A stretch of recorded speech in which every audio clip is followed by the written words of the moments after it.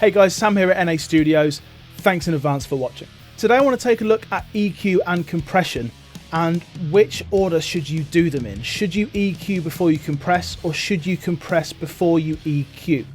Now the short answer is it depends. But what does it depend on? Well, it depends on the sound you're kind of aiming for. It depends what you're trying to get out of these orders of processing. So we're going to take a look at a few examples. We're going to take a look at doing it one way round and then the other way around on a couple of different instruments and see which works best and see why it works best. Let's jump in. So first off, I've got two acoustic guitar tracks here, and I want to take a listen to, first of all, the top one and then the bottom one. The top one, as you can see, is EQ going into a compressor. The second one is a compressor going into an EQ. Now these are exactly the same settings. Both have a boost at around 90 Hertz of 4.5 dB, and then they both have a high shelf starting at around 2.2K of 3 dB. And then they're also both compressed by exactly the same amount, a 3:1 ratio with a threshold at around 36, 37, and adding the same amount of makeup gain, same attack, same release, same everything. So let's take a listen to these two and you'll hear a vastly different sound.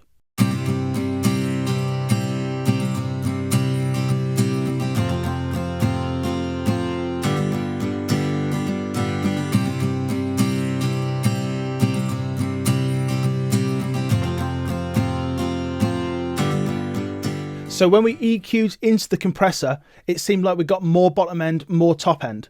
But when we compressed first and then EQ'd that, it kind of sounded like we got a bit more in the mid-range. So why is that?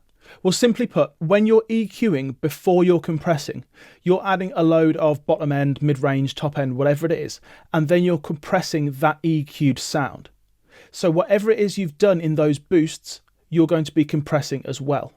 Now there's going to be similarities here with cuts, which we're going to take a look at, but for now let's just concentrate on boosts.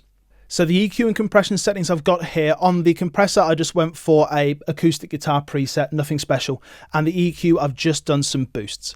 Let's take a look at exactly how much it's compressing when the EQ goes into the compressor compared to the compressor going into the EQ.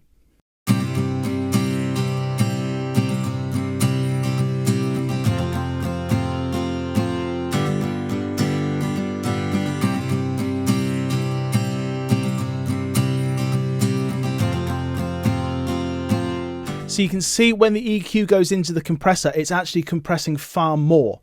This is because you're boosting a load of, in this case, low end and high end into that compressor. You're essentially lowering that threshold, or you're raising the audio into that threshold. So more signal is going to be compressed.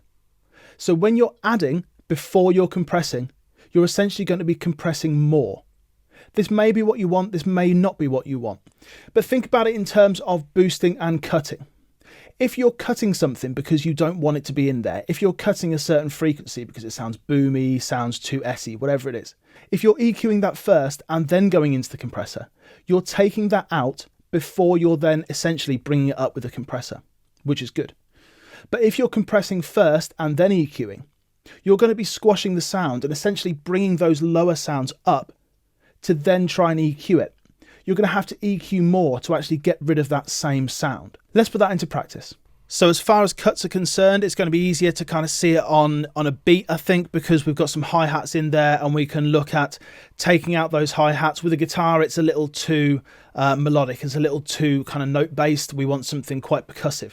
So let's take a look at this then. We've got the EQ going into the compressor on top again, and then compressor going into EQ on the bottom. What I've done is I've taken out a pretty healthy amount of 10K. So this is 9 dB. So let's just take a listen to this on its own and hear just exactly what I'm taking out.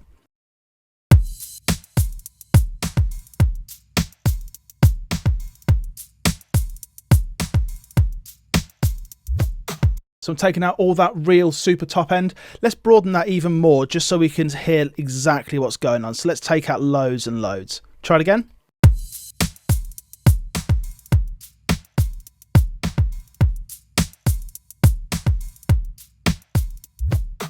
Okay, so we're really killing that high end. Let's copy these settings onto the second EQ. Remember, this is the compressor going into the EQ, and we've got the exact same thing. So what we think we're going to hear is when we're EQing and then compressing, we're going to hear less of the top end.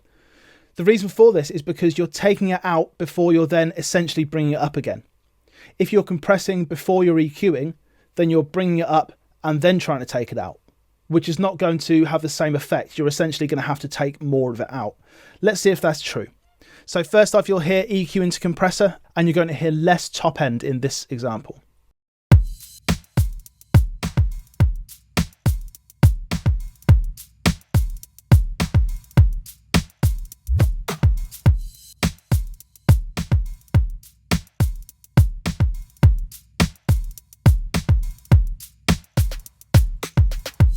There you go. So when we are EQing first, we're taking those frequencies out and then we're compressing, which is going to be more beneficial and it's going to have more of an effect than if you're compressing first and then EQing.